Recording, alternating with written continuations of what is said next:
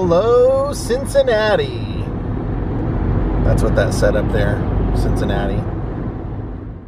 Well, good day, my friends. It's your old pal, Jordan the Lion. I couldn't come to Cincinnati this time and not do a vlog on one of the most famous residents of all time from Cincinnati, the great Doris Kappelhoff. We all knew her as Doris Day.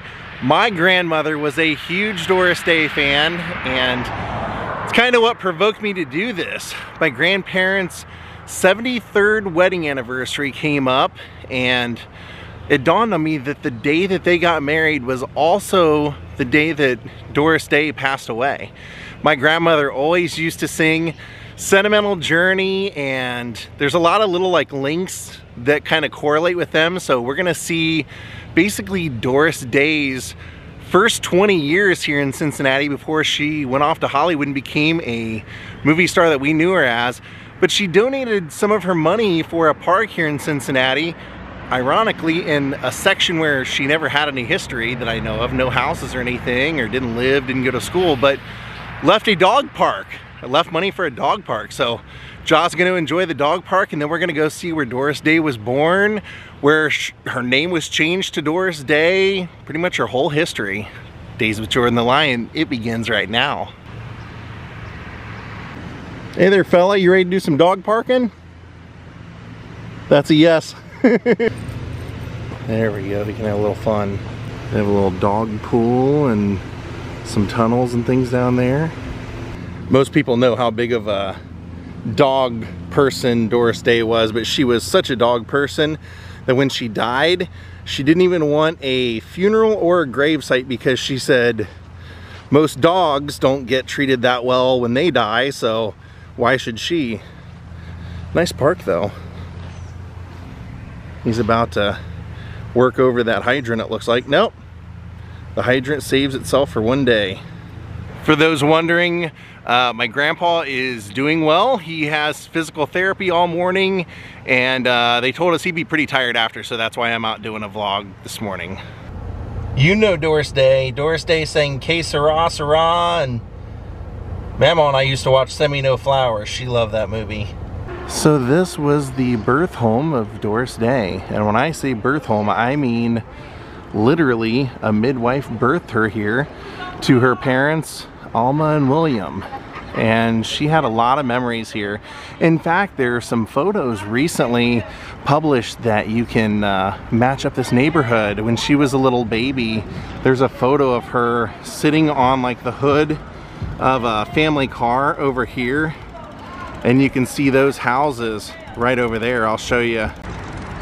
So the picture of Doris on the car hood would have actually been right here with those houses. The yellowish one, the way I could tell is because if you look in the photo, you notice that it's the round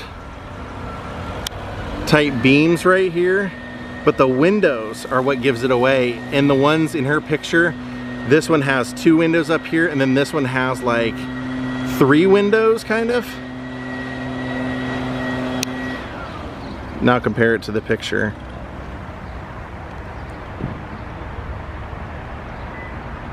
So Doris would talk a lot about this house when she would give interviews later on in life. She'd say when she was a little girl, every single day she loved to play house in the backyard here, and she said that she would always imagine herself taking care of the kids and cleaning the house and all that, and she said that's all she ever wanted was to grow up, be a Cincinnati housewife, marry someone, have 2 or 3 kids, and just be happy. And she said she could remember the age of 5 years old living here, and that's when she started taking dance lessons, and she said she could remember her grandmother, what felt like every single day, would show up and would pick her up and walk her to dance class. And she ended up, basically over time, she loved it so much. Her father was he was like a kind of a vocal choir conductor. Back in those days, it was like really popular to have vocal groups that did performances and like competitions, and he was an organist and also did conducting there. And they lived here, I believe, until she was 7 years old. The reason they ended up moving was because, from what I read, her father was having an affair with someone else and decided to leave the family, so her and her mother would end up living in several different places throughout her life here in Cincinnati, going to several different schools.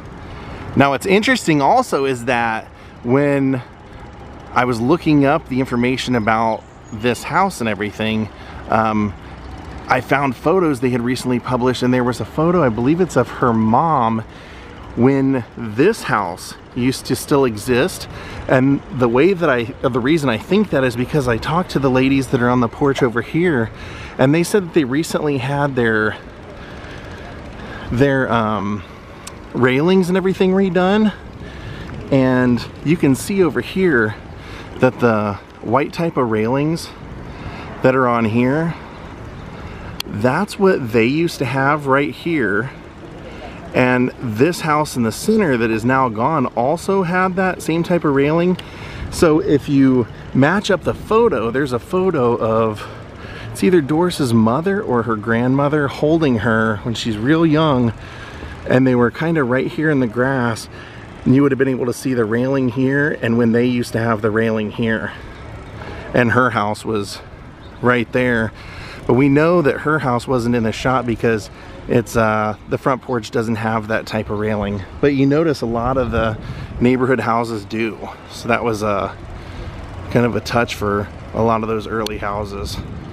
So that's a pretty big house that she was born into. Look how big that is. So now we're gonna head off. It's in the same neighborhood. We're gonna go to the church where her father had his main job. So as we leave Doris's house, I said that her dad worked pretty close. The church he worked at was in the neighborhood. It's directly in front of us. Literally about a 3-minute walk. So the church is now closed, but this was where Doris Marianne Kappelhoff's father, William Kappelhoff, worked. Now he taught violin and he also taught piano, but he played the organ here. That was his main job. This was St. Mark's at the time. Really sad to see that I mean, because it's a beautiful place, to see that it's no longer open. But you can see the name is still here. Now apparently his dad, or her dad, like I said, was they were German, of German descent, and in the Cincinnati German community it was very popular to have vocal groups, and they would go out and do competitions. So that was something he was very sought after as far as being a vocal conductor for these groups. But he was very well known in town as being very musical, and I guess it was when Doris was 7 years old he was having an affair with someone and decided to end the marriage with Doris's mother.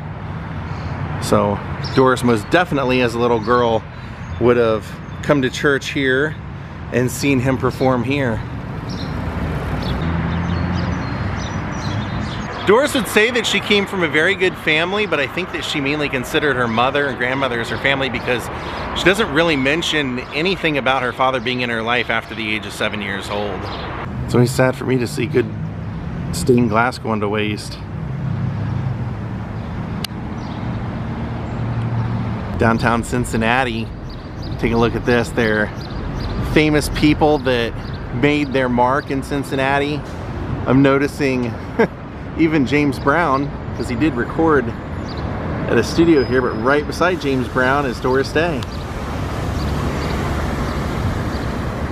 at the Cincinnati Club. So it's a pretty big building, but I can tell even from the outside, I think it's apartments now, that the second floor would have been the ballroom. So they would have had dances there quite often. Her and Jerry were quite the duo. She took it very seriously because she had been doing this, you know, since she had started dancing since she was 5 years old, and had done every kind of dancing there was. She had done tap dancing and ballet, and actually thought she would end up being a ballerina before she started dancing with Jerry. So during this time she had even taken a little bit of voice just to kind of prepare herself for when they eventually wanted to go out and take the performing arts school in Hollywood that would cast them in movies as dancers. I think some of it is apartments in the Cincinnati club now, but I did notice that the ballroom is used for weddings now, that you can still rent it out. So it was October 14th and Doris Day was 16 years old, and her and Jerry had signed a 5-year contract with a company in Hollywood that helped produce dancers for movies. And so Doris had some friends who actually lived in this home right here, and they ended up throwing Doris a going away party. It was her family friends, Mr. and Mrs. Clarence Holden. So they entertained guests as they were going to be leaving the next morning. It was going to be Jerry and Doris's mother, and Doris decided to go out on a little ride with Jerry's older brother Lawrence and 2 others. And let me take you to where Doris's life changed because of that car ride. So you notice the train tracks? Those are going to come into play. So Doris's car, driven by Lawrence, with Doris being 16 years old, had a car accident up here. Now here you can see the train tracks. This is 5th Street right here that bends around here, and this road that now goes underneath and goes across is High Street, so 5th and High Street. Doris was in a car, and they actually had a full write-up in the Cincinnati Enquirer about it. Doris was a passenger in an automobile that ran into the side of a northbound Pennsylvania freight train at 5th and High Street last midnight. Lifted from the wreckage with 3 other companions, the girl who entertained hundreds in Cincinnati as a member of the dancing team of Doris and Jerry. Doris lied on the parkway awaiting an ambulance, and this is a train much like the one that would have hit them that night around midnight. Apparently they were trying to beat the train, and the train hit their car, and Doris was in the back seat. Apparently at the scene, Doris proclaimed that her leg was broken as she cried being lifted into the ambulance and cried for them to get her mother, get her mother.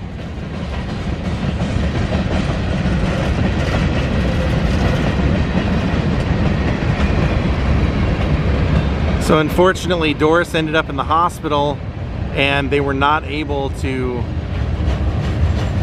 take off for Hollywood the next morning like they planned. Let's go over to where Jerry lived, and we'll talk about Jerry's reaction.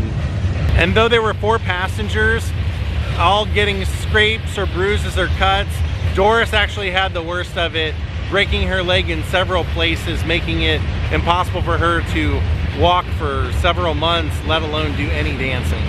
Some articles, they say she was 12 when this happened. A lot of places actually said she was 12, but in the newspaper they clearly state she's 16. Doris famously said after this that that's what caused her to start singing. So she said she never believed there was a such thing as a bad break. So now I wanted to bring us over and take a look at where Jerry Doherty's house was, except on Google Maps it's still here, and when I got here it's gone. It was actually right here where this open lot is. I'll show you what it looks like, or what it looked like. But Jerry Doherty was Doris's dance partner for 6 years, and sadly, you know, his brother Lawrence was in the car wreck with Doris. So the next day Jerry went to visit Doris in the hospital, not knowing that she broke her leg, and said, "Don't worry, Doris, everything will be okay." And she said, "Jerry, I broke my leg." And when he realized what that meant, that they couldn't go to Hollywood now like they planned, he started to cry. And she said, "Don't worry, I'll get better. We'll just have to wait until spring." But she ended up not ending up doing the dance anymore. She ended up falling in love with singing, which we'll talk about, and couldn't really find anything about an update as to what happened to Jerry, if he continued dancing. But kind of sad for him, because their whole plan, they had both prepared for so many years dancing together to go to Hollywood, and the night before they're supposed to go, this accident happens and totally derails them. I think Doris Day would insist that you be a part of this vlog. So after the accident, it took her several months to recuperate. She said she couldn't walk for several months, let alone think about dancing. So now we're over at where she ended up basically making an entire life change. So here we have what was known as the Wells Tavern. This was Doris's uncle. Her mother's brother owned a tavern on the ground floor here, and Doris and her mother ended up living on the top floor. So the reason this is so historic is because when Doris broke her leg, they say that she recuperated for months up there. Seems kind of strange that you would have someone who broke their leg recuperating on a second floor where they would have to go up steps and everything, but this is also where her uncle sold barbecue sandwiches, and she was a waitress on the ground floor in that tavern, and she would sing along. As her leg got better, she would start falling in love with singing and would end up falling out of love with being a dancer and moving to Hollywood to do that. So she ended up waiting tables here. They said she would sing along with the jukebox here and everything, and eventually became so good her mother got her vocal lessons, and her vocal teacher ended up getting her on WLW radio, singing with sometimes the Williams brothers, one of those brothers being Andy Williams, and she ended up getting her next big job through WLW. But this will come back into our story because she ends up coming back here after her marriage. Cincinnati, in this city we dream big and fly high. So now we've come to Reading Road, or Reading Road, and this is a pretty historical spot for Doris, not this wireless center, but what used to be here. This was Barney Rapp's nightclub, the Sign of the Drum, and when Barney had this place opened up, his wife was originally going to be the singer Ruby, and Ruby was a great singer, but Barney ended up getting her pregnant. So when she started to show, and you could tell that she was pregnant, he couldn't have her on stage, so he had talked to the woman at WLW that helped give Doris Day a job on the air, and Doris had been singing a song called Day After Day. She was 16 years old, and he decided to have her audition here, and when she came and sang, he knew that she was exactly what he wanted. Problem was that she was only 16 years old, and her name was Doris Kappelhoff. So he had a marquee here, and he told her, he said, "We're gonna have to do something about your name. Can we change your name maybe to Doris Cap or something like that?" He said, "No, that doesn't even sound good." He said, "I like that song you've been singing on WLW, Day After Day. How about we change your name to Doris Day?" And that's when she started performing as a 16-year-old Doris Day. She said that she had all kinds of beautiful gowns that she would sing in, but her mother didn't want her to put them on at home because she said they would get wrinkled on the drive over. And she said they didn't have a dressing room at Sign of the Drum, so she would have to change in the bathrooms, which she said she hated. She said she could remember changing in there so uncomfortably and her mom yelling over the stall door, "Do you have your underwear? Do you have your bra?" Just kind of embarrassing her, but she was a great performer here, and she ended up moving on from here. When she was just 17 years old, she ended up getting an offer to audition for Bob Crosby's band, Bob Crosby and the Bobcats, and she went on tour with him, finished the tour in New York, and the band leader Les Brown ended up seeing her and heard her voice on the last night of their tour and hired her to be his new singer. Doris ends up singing for a year with Les Brown's band, and then she falls in love with a trumpet player named Al Jordan, and Al is playing for the Jim Dorsett band. They end up moving back to Cincinnati, and Doris gets pregnant. She quits singing altogether. When she told Les that she was gonna get married and quit singing, he said, "What? Your career's just started. You've only been singing with me for a year. Why would you do that?" And she said, I want to be a mother and a housewife. And I guess maybe it's lucky for us. Apparently Al was so bad to her that she couldn't take it and the marriage barely lasted. And she would even say in interviews he was a horrible person, but she got what she wanted. She wanted a baby and she got that, and she left him and then ended up moving into the apartment I'm going to show you next, which is kind of a familiar place. So she ends up leaving him, coming back, and gets an apartment right across the street from here. So she ended up at the age of 19 being a single mother, ends up living, and I couldn't find which address in one of the places right here. So once she moved here, she started singing for WLW again and was doing a late night show called Moon River that was syndicated across the entire Midwest.